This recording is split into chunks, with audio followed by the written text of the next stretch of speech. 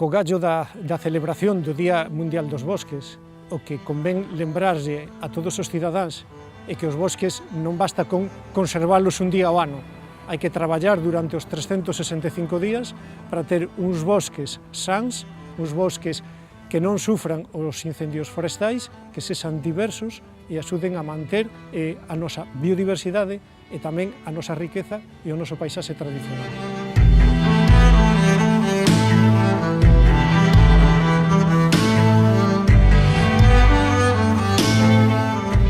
O proxecto de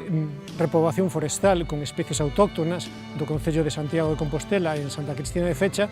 será un beneficio para toda a cidadanía, posto que poderá disfrutar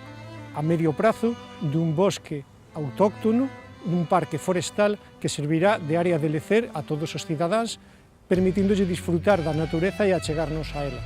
Outra das ventaxas de como se fixo esta repoboación forestal é que foi feita con alumnos dun obradoiro de traballos forestais, co cal conseguirase telos sensibilizados de cara a como se deben de facer os traballos forestais e tamén de que especies se deberían de utilizar, sobre todo, insisto, en todos eses terreos de propiedade pública. E a ventaxa é doble, polas especies que se usan e polo efecto divulgativo e de sensibilización dos traballadores que o fixeron e tamén dos cidadáns. O Viso é realmente un monte histórico, dende o seu propio nome. Viso ven do latín vídeo, do participio visum, que é ver, desde o latín, arrastra hasta hoxe esa historia bimilenaria. Despois hai 200 anos, Domingo Fontán, que foi o gran xeógrafo galego, primeiro en España en facer un mapa científico de todos os lugares xeográficos, a súa carta xeográfica, subiu o Viso a seus casi 400 metros de altitude, subiu o Viso para trazar desde aí as coordenadas, os datos, ollando cara ao Pedroso, ollando cara ao Val do Ulla. Otero Pedrallo publicou quizáis un dos mellores libros sobre Santiago de Compostela, que é O espello na Serán. Este espello, este guía tan curiosa, tan poética de Santiago, subtitúlase precisamente dende o Pedroso ata o Viso. Con todo isto, eu creo que compre conquistar de alguna forma o Viso, agora que vai a ser reacondicionado e aberto para todos nós, no sentido de acondicionamento natural, non? Subir ao Viso, familias, pandillas, conquistar de alguna maneira fins de semana e as tardiñas eses montes que rodean tan poéticos a Santiago, e dentre os que o Viso é, xunto co Pedroso, pero o Viso nos garante as mellores vistas.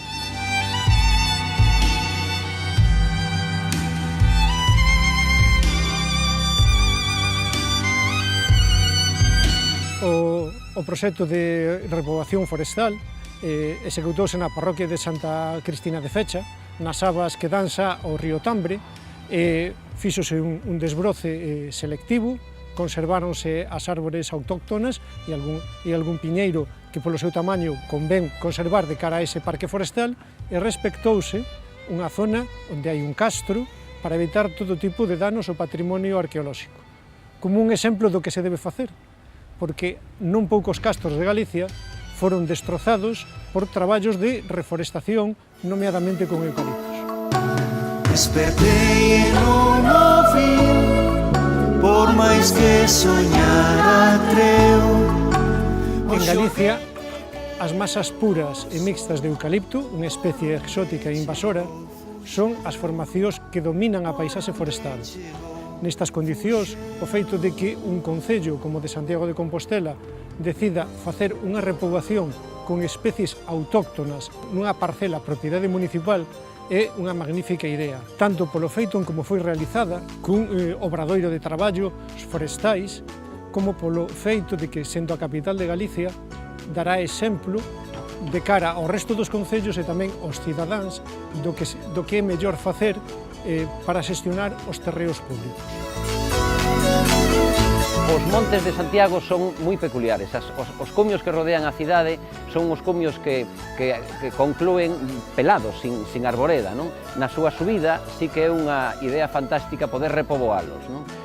Entón, eso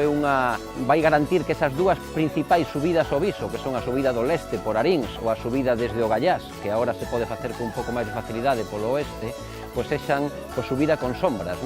e iso no futuro, habrá que deixar medrar algúns anos algúns destas especies, no futuro garantirá, sen duda, unha senda moi especial e moi atraente para Santiago. O facelo con especies autóctonas permite conservar o que se chama servicios ecosistémicos. Non só axudan a conservar o aire porque fixan dióxido de carbono e axudan a reducir o efecto invernadeiro, pero tamén axudan a manter o ciclo da auga